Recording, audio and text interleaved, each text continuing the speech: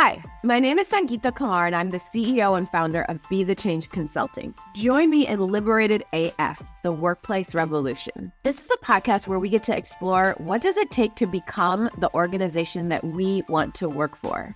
So what is that? The organization I want to work for, it supports my humanity and makes me feel like I belong. It's a place that isn't racist, it isn't extractive. It works for the boomers and the Gen Alphas. There's space for everyone to bring their genius to work. Don't we want to become that? And don't we want to create that? So I have been studying organizational dynamics for over 20 years, and I love working with teams stuck in an entrenched challenge to bring clarity to diverse perspectives and look for ways that human-centered systems. We're going to tell stories, we're going to answer questions, we're going to offer strategies on this podcast. Together, we are going to become something new. Let's go.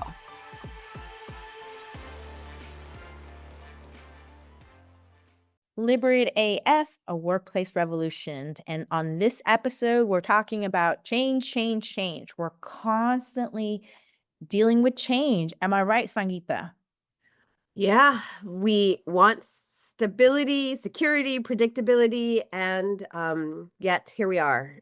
Lots of change spiraling all around us. Okay, before we jump into this topic, I mean, you founded an organization and you called it Be the Change. I'm not even sure if our listeners know what is the origin story and how did you come up with this amazing name?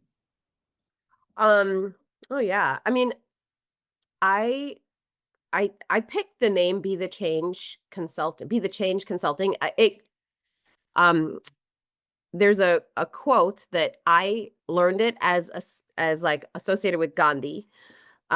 Be the change you wish to see in the world, which now I have learned that that isn't a Gandhi quote. It was somebody else, but it has been ascribed to Gandhi. But when I was starting my consulting career like 20 years ago, I was looking for some kind of cultural affinity, and like Gandhi was kind of one of the only like South Asian activists with like kind of a progressive politic that I knew of back then. And so I kind of was like, oh, I guess I knew him and I knew Arundhati Roy. And so I named the organization Be the Change Consulting. And then on my business cards, I had this Arundhati Roy quote that was, a new world is quietly breathing. On a quiet day, I can hear her breathing, or something like that. And they're both about change. They're both about like kind of creating the world that we want to live in. And, you know, what I loved about Gandhi's ideas, and I know he's very controversial and like, I've learned so much more about him now, but I read a book that was called My Experiments with Change My Experience with Truth that he wrote. And it was all about him doing experiments on himself to better understand like what he believed to be the truth, and truth as defined by like his own experiences and like, you know, like his body kind of saying like, yes, that makes sense. And I've loved all of that.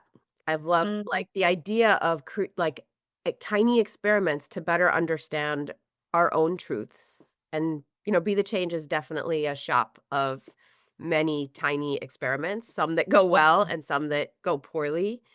And I am probably somebody who embraces change, you know, maybe more than others, but not instability. You know, like change as like let me try this on, or what happens like right now I'm like, what happens if I take a year of no shopping? And it's like a little experiment, a little practice. I've had to like really work hard to figure out like, how do I get books? That's like been the hardest thing, when it's like 2 a.m. and I want a new book, but it's not destabilizing my life.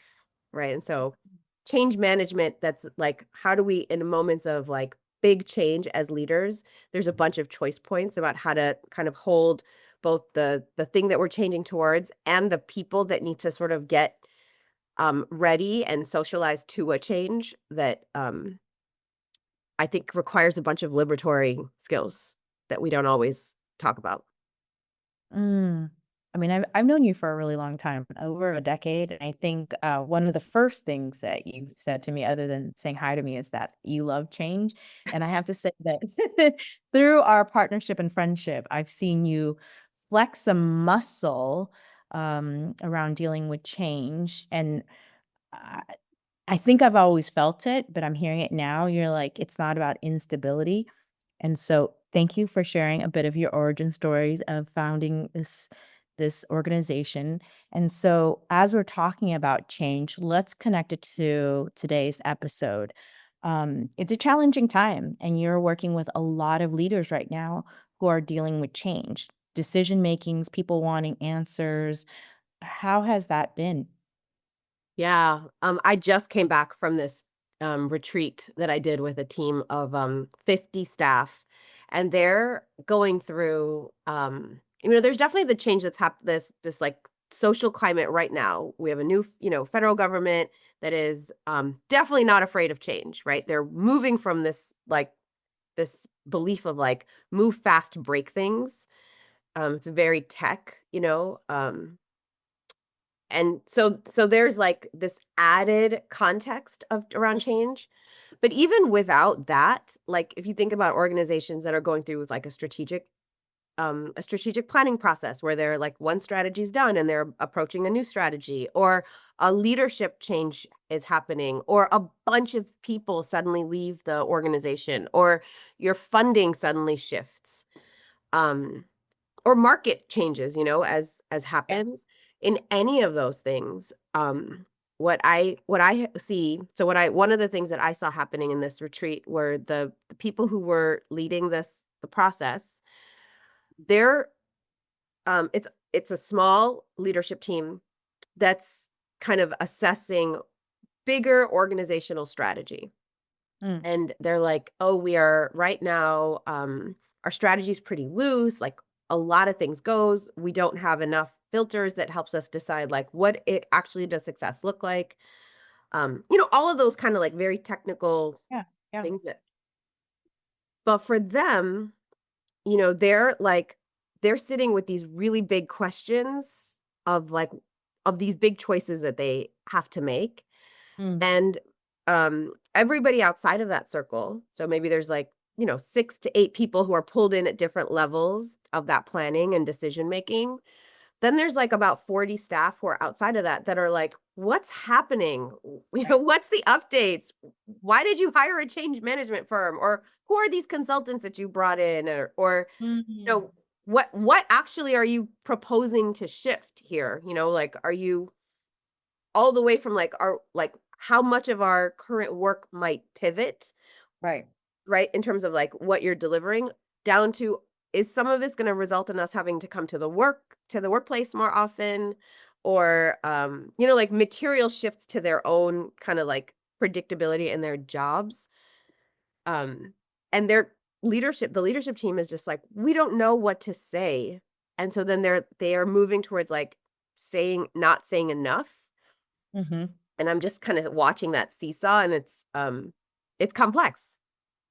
Well, I mean, you're saying the move here is that they're it sounds like this leadership team is holding in, they're not saying enough because there's constant change. And oftentimes I've seen, and I think we've experienced it within our own organization, is that when we're dealing with change, we have a couple moves we go to as leaders. We either withhold information, thinking that we are going to protect the team, which there's some undertones of paternalism there and power hoarding, right? And so there's like these things that we tell ourselves as leaders that we're making the best decision for our team. And that's a move too, right? That people go to. Totally. Yeah. And we've talked about this before, right? Like we act on behalf of someone else, and it Yeah. can have that stink of paternalism. And um I also like you're right, like we've grappled with this in our own organization. If you talk about something that might shift too early to people who don't Yes. have any influence over the decision, if they legitimately will not be asked for their input, or if they're going to be sort of like acted upon by this decision, Mhm. and you start to talk about it too early, you might destabilize and dysregulate people Right. like too far from when they'll have real answers. So Mm. now we can kind of just like shake up the instability um unnecessarily, right? Yeah. And I think that's, who knows, is it necessary or not? Like, this is what I have often thought about. It's like, do I want to destabilize my people um too soon? Mm. That's probably one thing, right? And from a place of, I want to take care of them. Probably on the other side, I'm like watching what people are doing or producing as I'm trying to understand like what is relevant to shift. And so like if you freak a bunch of people out and they're like, I don't know if the work that I'm doing is relevant anymore, like it might change their motivation Right. um to keep engaging in their work, which we might not be able to afford that kind of dip, right, in productivity. Productivity and morale often go together, and it that feels extractive to be like, I want people to, keep working while we figure things out, but I think that's also a truth, you know? Mhm, mhm. I think about, this this this move that I've seen you do throughout the year as, uh, the person in leadership, and which I also have taken on as my leadership, role has grown in the organization, is in order to bridge more transparency and engagement, is this storytelling. And but there's a lot to the storytelling because I do think that there's sometimes within this organization, we've told a little too much, or we've not told enough, or we've only told it from our perspective. And so, can you talk a little bit about that? Is like, what is the power of storytelling, and um, how can you use storytelling in a way that supports liberatory leadership and Mhm. support your team during time of just constant change? Yeah. I mean, stories are such powerful tools, and they really are like the antidote to, or maybe it's not antidote, but they, like, if you think about strategy, like a strategic plan where you might need things to be a little more linear. Mhm. What a story lets you do is it lets you kind of paint more of a picture, and you can bring in like, oh, there's a character here and there's a character here, and this is a possibility and this is a possibility. And we know that stories can like activate imagination. There's like, it's natural to have like many different emotions in a story. Like there's parts of the story that makes me excited, or parts of the story that makes me want something or hope for something, or right. So like if we want to create a sense of like curiosity for what's possible, a sense of like trust that we don't know exactly what we're going to end up with, but we're going to get there together, and that you matter, right? You like the humans in this room matter. I have a story, so I'm going to share it from my perspective, but I know you're going to have a story too. So we can invite many stories from many perspectives and sort of make a understand our collective stories together, like holding stories from that human-centered way can really transform how change management happens. Because I think traditional change, like it would be a weird thing to say, I have a strategic plan, you have a strategic plan. Yeah. Like that doesn't make any sense. That actually will mess up the organization. But we can have different perspectives, different stories, different desires, different reasons that we like things. Like even the story that you invited me to tell about my relationship to change. Mm. Like it really helps me to be like, I don't want dysregulation in my life. And even when I am leading a change process, because I have so much in our organization, at least, because I have Mhm. so much my positional power lets me have so much influence over what's happening, that um the same circumstances feel less dysregulating to me than to other people, because Mm. I have I have more control, I have more influence. And so that's often also what people are asking for, is like, what influence will I have, and where do I get to sort of be a co-writer in this story? Mhm. And I what I see happening, at least in this organization that I was just working with, is just a fear, I think, to tell people we don't have a role for you right now, but it's coming. Or Mm, so like you just clear is kind, right? If you're really like, yeah. Yeah. just tell people we don't know. We're going to tell you what we know as of now, or we have decided that what we feel comfortable sharing with you all are the things that we feel really confident about. So that's what this part is. And then here are some things that we're still figuring out. So I'm just going to tell you what those topics are, right? Like I can't tell you what we've decided because we haven't decided them, but these are some of the things that we're grappling or debating with. So people Mhm. understand, oh, these are the things that they've decided. Mhm. These are the things that that are still kind of in progress, but I can hear the things that are important to this group. And then what I think the next piece that people need to hear is in the places that we don't know yet, these are the values that we're going to use to steer, right? We're going Mhm. to center these communities. We're going to center these outcomes, even if the thing that you're centering is like, I think what was happening for this leadership team is they're like, but we're not centering our staff in this decision. And I was like, then tell them what you are centering. Like, Mm. we're centering financial sustainability so that we can come up with a market strategy that lets us have the most kind of sustainability in our jobs. We're not necessarily centering what you like or what you want because that might not lead us to a sustainable organization. So, like, I don't know that you have to talk about what you're not doing. I think you can talk about what you are doing and why. And my experience when you can tell a story like that with vulnerability, Mhm. non-defensiveness, with a lot of openness that like we don't have it figured out all the way yet, um, people trust that kind of leader. It feels a little more inclusive, even if you're telling them you won't be like, you're not part of the decision making. We're giving you the information that we have ready because we trust that you can hold it and we want you to know what's happening. And then, third, is there anything that you would offer to us as we move forward on this? So, there is always some question that we can ask to get a little bit of input and guidance. Even if it's like, we just did this with another organization.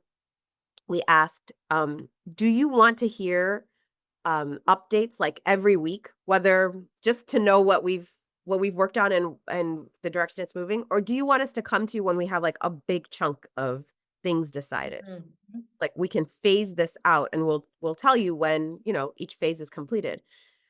And it was really fascinating. Half the group was like, "No, I don't wanna know." And the other half was like, "I absolutely wanna know." And Yeah. so it was helpful to then be like, "Okay, great. We're gonna make optional email updates, and if you don't wanna read them, we'll just put optional read if you want into the subject line, and people who don't wanna read it don't have to read it." Um, so, like, I think there's ways that we can acknowledge that we don't all also want or need the same things, and we can have differentiated approaches to meeting people's needs. The way that you are mapping out, um, it's almost like you gave us a blueprint on how to approach storytelling. And, even as I'm listening to you share a lot of hard news, because you were holding acknowledgement, vulnerability, and non-defensiveness, it looked really, um, it was, I don't want to use the word easy because I know it's not easy, but it was honest and it was more fluid. And so I think even if you created a graphic organizer for folks to say, storytelling, do this and this and this, and people plot those things in there, there's something else that you're holding, Sangita. And I've seen you do this through the years. And you've acknowledged like three of the values here, but I feel like there's more. There's more values that a leader needs to hold in order to hold true liberatory leadership through this storytelling during this dealing with change. So I got acknowledgement, vulnerability, non-defensiveness. Can you think of a few others? I mean, I think the tricky part in that non-defensiveness thing is like, I want to be non-defensive and vulnerable, but also not fragile. Right. So Mm. like it is a both and to say, yeah, this is hard for me. I am making tough decisions and I feel like there's a lot of pressure to get it right. And then let's say somebody else is like, someone gets angry, right? About like how they're feeling as they hear this. Me being in a vulnerable place doesn't mean that I get to then say, I get to respond with like, but I already told you that this is hard for me. Like, I can't take care of you because I'm working really hard to take care of myself. Like that is that's not that's not vulnerable. That's fragile. Right? So like that so what is the word that we're asking leaders to do? Well, I heard self-awareness. I was thinking, I like how you said the vulnerability without fragility. That is okay, spot. I think also a lot of self-awareness of how the change is impacting you, at the same time being able to hold the multiple perspectives of the folks who could be impacted in the room, and Mm, making space for deep listening and deep understanding. I mean, it's like you're spiderwebbing a whole bunch of different things that we've talked throughout yeah, many podcasts. Again, many things, but I really do like this, is that the vulnerability is not rooted in fragility, and you gave an example of that. I think that's really important. And maybe one more I could offer here is to like not want to be popular. To like to Mhm. not want the like maybe what that's rooted in is like if I want the conversation to land well, if I want people to leave feeling good about what the decisions are, or to feel good about me, or to trust me, or to like there is no room for any of that in a conversation where you're updating employees about changes that you think will be stressful to them to hear. So there it's like clear is kind. You even if it's unpopular, you know, that that's how you lose people's trust, is we overpromise, you know. So people like yesterday they were like, we'll have this to you by October, and I was like, let's say we're going to get it to you by like the end of November, cuz Yeah. let's under promise, and then if we over deliver it'll be great. But they haven't done anything on time, you know, on a timeline that they Yeah, yeah. projected yet. And so it's like, oh, every time you promise something like that and you're like, trust me, promise, I can get it to you. And then you let someone down, like you're eroding, like the trust is chipping away. And how we build trust is honesty. The first Yeah. thing is honesty. And then the second thing is like to be truthful about who I am, you know, like I was working with somebody the other day and she wasn't a vulnerable, courageous leader. And I was like, your best bet is to come out and say, um, I am a data-driven decision maker. I get a little over flooded and overwhelmed with too many feelings. Like that's just kind of who I am. And Mhm. so I'm not going to be very good at holding the emotional space that you guys might need. I just want to be honest about that. Like it's not my strength. But if you That's want to crazy ass self-awareness right there, though. Right? I yeah. respect that. But if you want to understand the facts, or if you want me Right. to help walk you through these budgets, I am here for that part of this. And let's find somebody else who can hold the things that I can't. So yeah, Mm, it's and I thought once she said that to her team, they were like, "Well, we know you can't. Like, yeah. we're just glad that you know that you can't." Mm, mm. When someone goes, "Trust me," I don't trust them. When someone goes when they start off by they're like, "Trust me," I'm like, "Nah, you lost it." Yeah. Yeah. The No one honesty. trustworthy asks for trust. Exactly. That honesty bit though, I think that that particular example where you shared that leader where she came out and she was holding self-awareness around her skill sets, her identity, what are the things that she can offer the group and what she can't. I think when it started off with the self-awareness, acknowledgement, and vulnerability, then anything else that comes, that non-defensive kicks in, that honesty lands a little bit more. Like if I Mm, had to like stack all these things, you know, I think sometimes when people go in and they say, "Let me be honest with you," and they start off with that, for me, that honesty is coming from their perspective and they haven't done, a lot of these other steps. But just a thought that I'm holding. What would you then say, to the listeners who are listening now and they're like, "Oh, I'm going into a meeting. I have to share some news."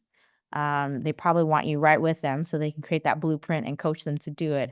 What would be one or two things you would offer them to get them ready and prepped as much as they can as they are dealing with change? Well, I think for folks who sit kind of in a small group like of decision makers, and that's like kind of your cohort that you're planning with, you should know that like when you leave that space and you come out and you talk to people who have not been in that space, it's really hard for you to guess what they want to hear or what they need, or how that story's gonna land. And so that's a great starting place, is to be like, I've been looking at things this way, and now I have to present this to people who have not been involved. I need to find right, I have to figure out the relevant messaging. Um, and so then one thing that's really worked for us at Be the Change is pull one or two people Yeah. aside and say, can you be my sounding board? I want to just test this message out on you.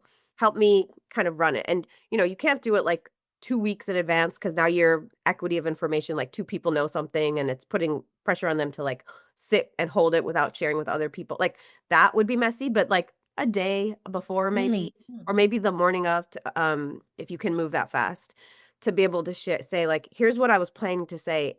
Am I answering the questions that people have? Or should I start in a different place? And often the coaching that I've gotten from my team, you actually many times, is like, don't start there. Like I'm starting with purpose and what is the outcome that we're going to get. And like these are folks who are like, start with you. You matter. I'm thinking about what's the best way to like leverage everyone's genius.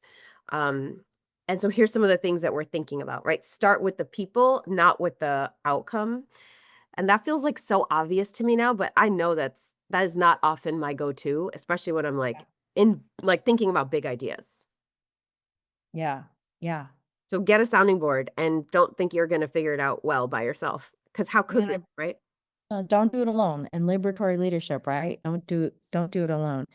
Y'all, we know we're in something right now. And so we would love to hear from you all. Drop in the comments, let us know what you think. We're going to share some information around leadership consulting if you need some more time with Sangita.